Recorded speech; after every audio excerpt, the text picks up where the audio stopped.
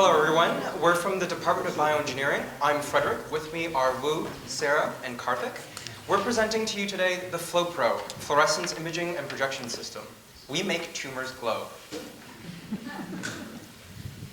So, every year, over 700,000 people undergo surgery to remove a tumor or a cancerous tissue.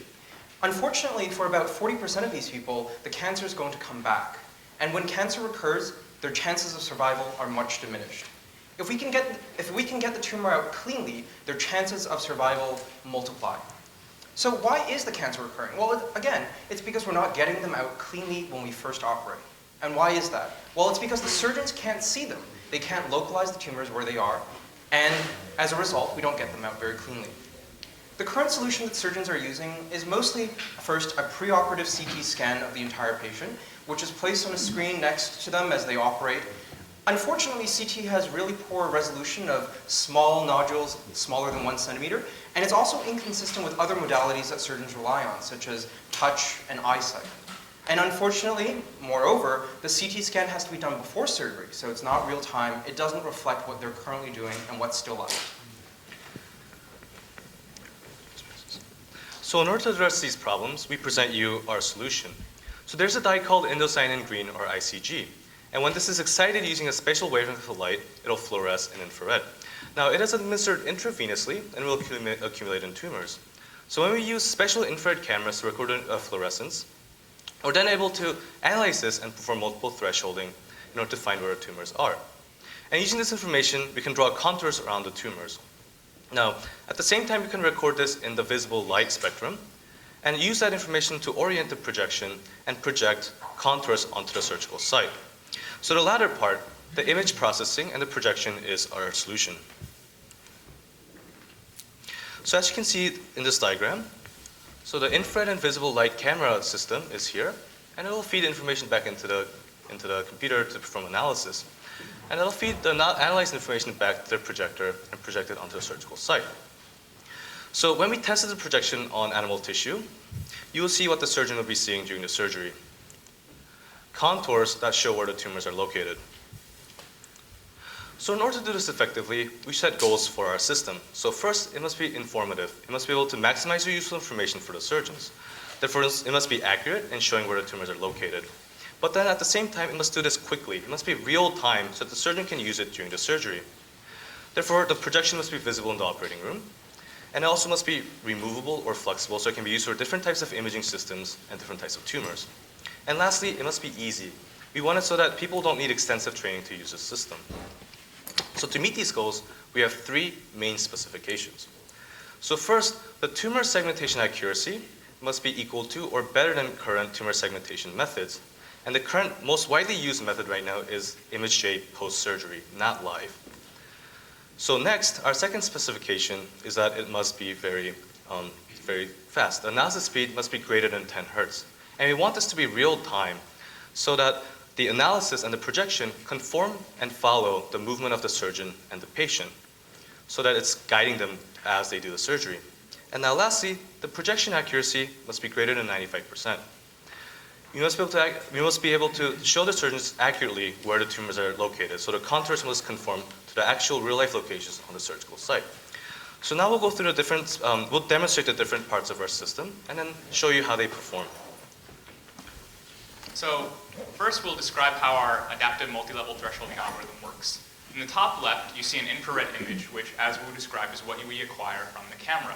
The green arrow points to the tumor region, and the other brightly fluorescing region is a control vial of our dye. We threshold this across multiple levels or multiple regions of interest, and we go from areas of most fluorescence to least fluorescence. In the post-thresholding image on the top right, you can see an arrow pointing to what we consider the tumor. And as you can see, it is much more expanded and conformed than on the top left. We then take contours around these images and overlay them on the visible. The green areas are the most significantly fluorescing areas, and the blue are less significant, but still of interest. Now we will go through a video of real-time segmentation. On the top, you see visible and infrared cameras, and on the bottom, you see overlaid contours, demonstrating where the fluorescence is. On the bottom, now you see a mice undergoing surgery, and the blue areas correspond to where the tumor is. Now I'll walk you through some image analysis features. The surgeon can click within contours and get signal to noise, which describes how much more information is within the contour than outside the contour. They can flip back and forth between infrared and visible. And as you can see, the infrared is very dim. They can get information on dimness by looking at the intensities of the infrared. And they can change the number of parameters, going from 4 thresholds to 8 thresholds. But as our optimization will show, we can't actually find more than 8 thresholds. We can only find 4. The surgeon can then change the kappa parameters of our model, which vary how inclusive or exclusive our analysis is, and they can expand the regions of interest.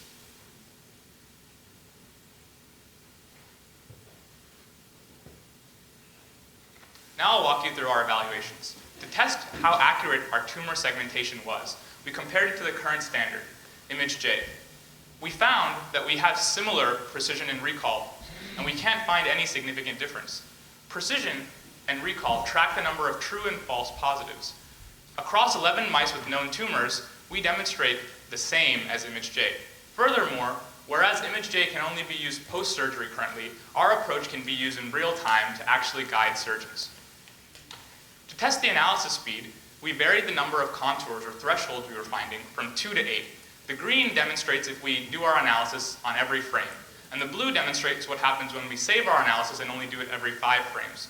You can see that when we save our analysis and only repeat our analysis every 5 frames, we can easily beat the goal of 10 Hz, demonstrating that we've met our analysis speed.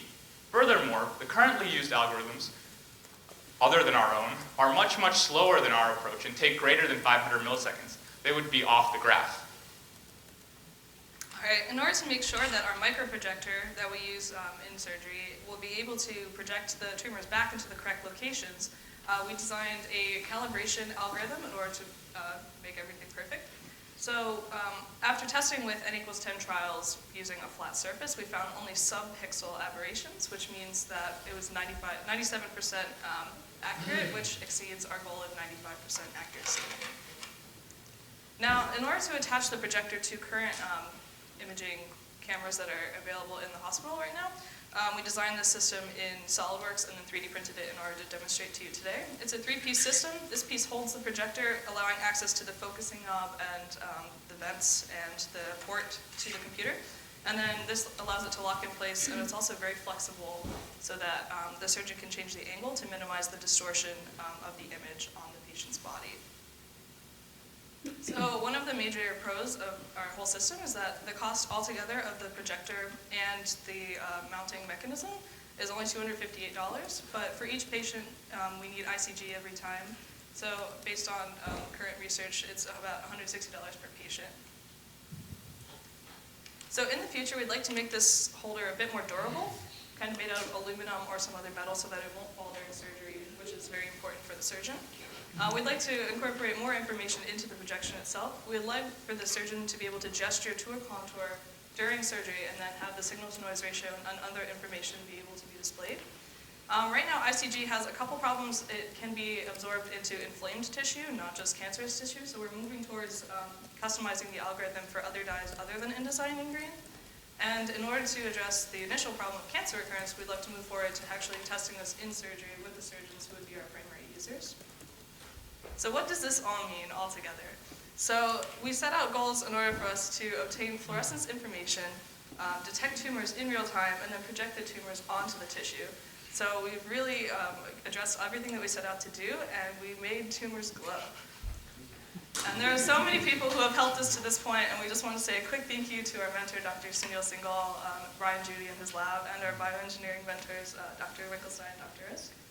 And we'll take any questions that you might have at this time.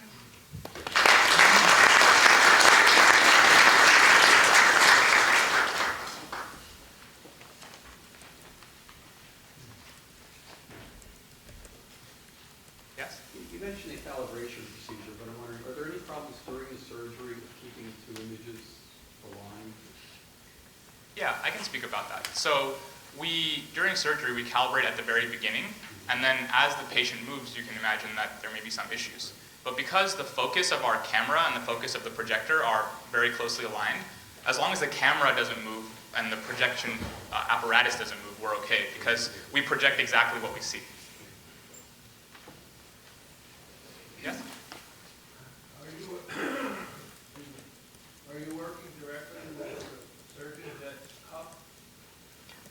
So Dr. Sunil Singhal is a thoracic surgeon, and his office is in CHOP, but yes, he is a surgeon.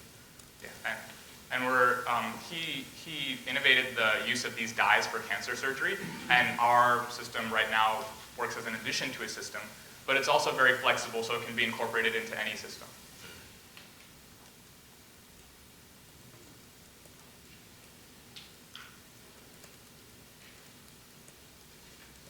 Any other questions?